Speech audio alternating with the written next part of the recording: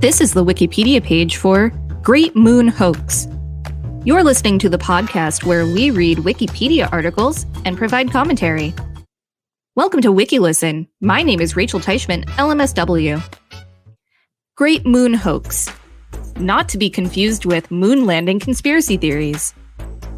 The Great Moon Hoax was a series of 6 articles published in The Sun, a New York newspaper, beginning on August 25, 1835, about the supposed discovery of life and even civilization on the moon.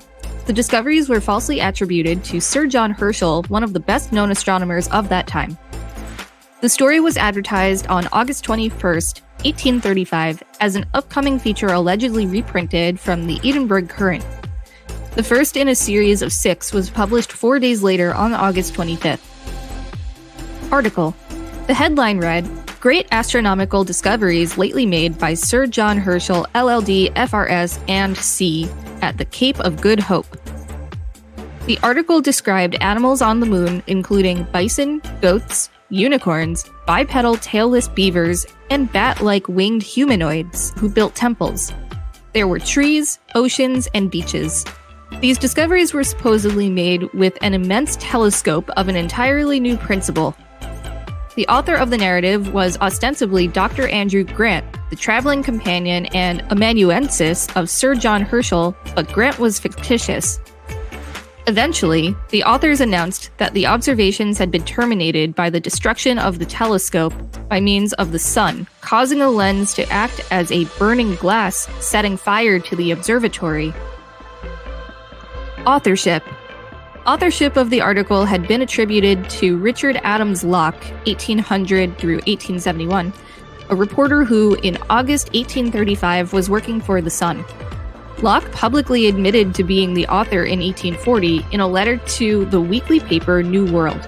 Still, rumors persisted that others were involved. 2 other men have been noted in connection with the hoax. John Nicolas Nicolet, a French astronomer traveling in America at the time, though he was in Mississippi, not New York, when the moon hoax issue appeared, and Lewis Gaylord Clark, editor of The Knickerbocker, a literary magazine. However, there is no good evidence to indicate that anyone but Locke was the author of the hoax. Assuming that Richard A. Locke was the author, his intentions were probably, first, to create a sensational story which would increase sales of The Sun, and second, to ridicule some of the more extravagant astronomical theories that had recently been published. For instance, in 1824, Franz von Paula Grutenhuisen, professor of astronomy at Munich University, had published a paper titled Discovery of Many Distinct Traces of Lunar Inhabitants, especially of one of their colossal buildings. That sounds like a Panic at the Disco song. Grutenhuisen claimed to have observed various shades of color on the lunar surface, which he correlated with climate and vegetation zones. He also observed lines and geometrical shapes, which he felt indicated the existence of walls, roads, fortifications, and cities. However, a more direct object of Locke's satire was Reverend Thomas Dick, who was known as the Christian philosopher, after the title of his first book. Dick had computed that the solar system contained 21.9 trillion inhabitants. In fact, the moon alone, by his account, would contain 4.2 trillion inhabitants. His writings were enormously popular in the United States. Intellectual Ralph Waldo Emerson was one of his fans. Reactions. According to the legend, the sun's circulation increased dramatically because of the hoax and remained permanently greater than before, thereby establishing the Sun as a successful paper.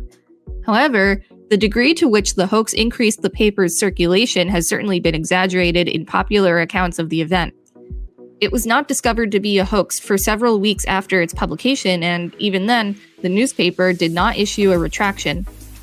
Herschel was initially amused by the hoax, noting that his own real observations could never be as exciting.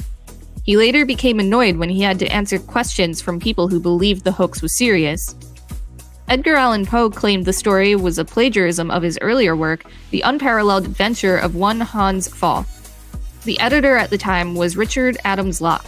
He later published The Balloon Hoax in the same neighborhood, in the same newspaper. Poe had published his own moon hoax in late June 1835, 2 months before the similar Loch Moon hoax in the Southern Literary Messenger entitled Hans Pfaall, A Tale, later republished as The Unparalleled Adventure of One Hans Pfaall. The story was reprinted in the New York Transcript on September 2nd through 5th, 1835, under the headline Lunar Discoveries Extraordinary Aerial Voyage by Baron Hans Pfaall. Poe described a voyage to the moon in a hot air balloon in which Pfaall lives for 5 years on the moon with Lunarians and sends back a Lunarian to Earth. The Poe moon hoax was less successful because of the satiric and comical tone of the account. Locke was able to upstage Poe and to steal his thunder. In 1846, Poe would write a biographical sketch of Locke as part of the series The Literati of New York City, which appeared in Godey's Lady's Book. Legacy. The hoax, as well as Poe's Hans Pfaall, are mentioned by characters in Jules Verne's 1865 novel From the Earth to the Moon.